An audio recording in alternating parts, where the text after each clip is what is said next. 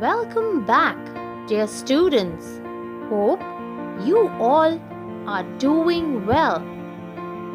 In the previous video, we learnt about different types of terrestrial plants.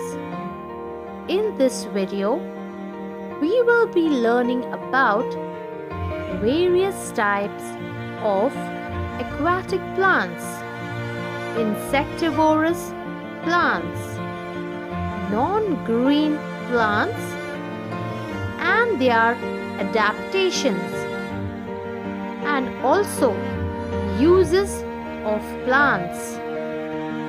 Just like how some plants grow on land, there are some other plants that grow in water and are adjusted to that environment.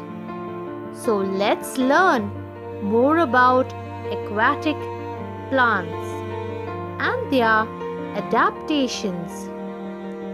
Aquatic plants are the plants that grow in water. They are of three types: floating plants, fixed plants, and underwater plants. First, floating plants. Duckweed and water hyacinth are the examples of floating plants. These plants are not fixed to the soil. They float freely on water. Stems and leaves of these plants are light and spongy, which help them to float freely on water. Second, fixed plants. The water lily and lotus are the examples of fixed plants. These plants have their roots fixed into the soil at the bottom of the pond. They have a thin, long, and hollow stem which reaches the surface of water. Their leaves are broad and flat, which help them to float on water. Their leaves are also covered with a waxy coating, which prevents them from rotting. Third, underwater plants. Tape grass and pondweed are examples of underwater plants. These plants grow completely under water. Their roots are fixed at the bottom.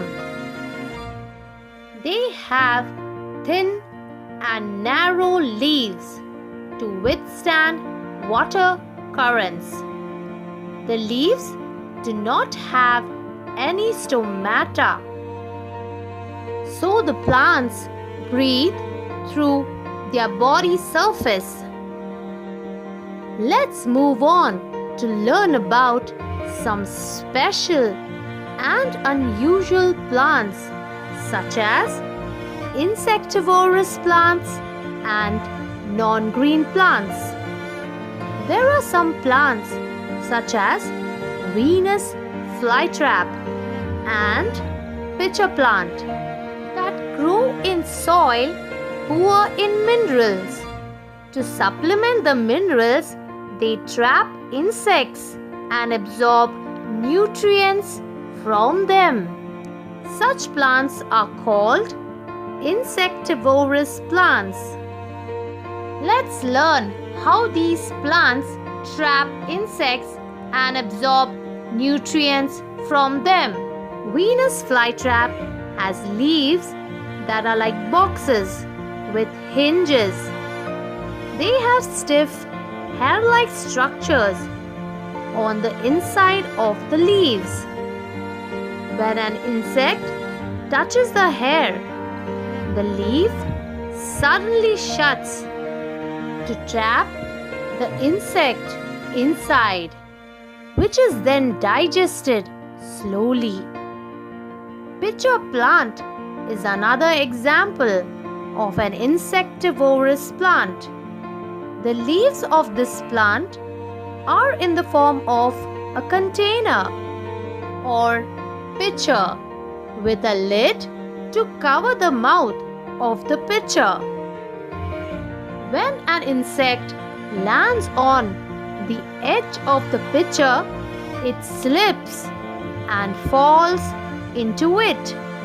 The lid then closes, trapping the insect inside. The insect is digested with the help of secretions produced inside the pitcher. Non-green plants. Non-green plants such as Indian pipe and coral roots are another special plants that cannot prepare their own food, as they do not have chlorophyll in them. So they grow on dead plants and animals and absorb food from them. Hence, they are called saprophytic plants. Plants are very important to us as they give us food and many other useful products. Almost everything that we use in our daily lives are obtained from plants. Let's learn about the uses of plants. Most of our food, such as vegetables, sugar, cereals, pulses, nuts, spices, tea, coffee, etc., are obtained from plants. Some plants, such as eucalyptus, tulsi, cinchona, neem, etc., are used for making medicines. Vegetable oil obtained from plants are used to make soaps and shampoos. Fibers obtained from plants such as cotton, jute, flax, etc., are used to make clothes, carpets, ropes, etc. We get coconut oil, coconut water, coconut fruit, coir for making ropes from coconut tree.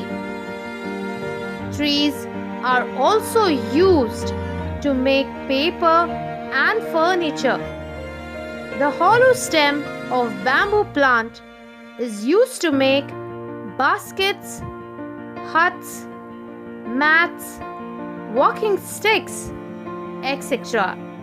A white secretion called latex from rubber tree is used to make tires and pipes.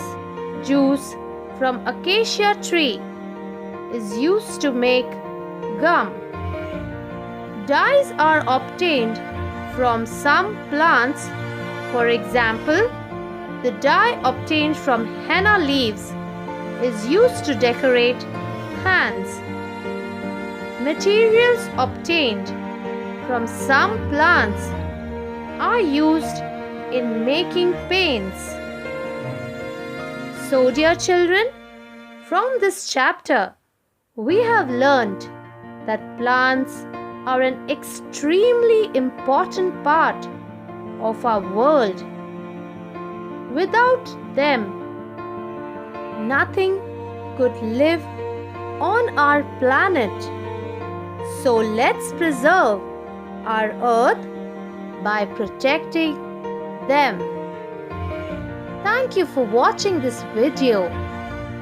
Until we meet again, stay home and stay safe.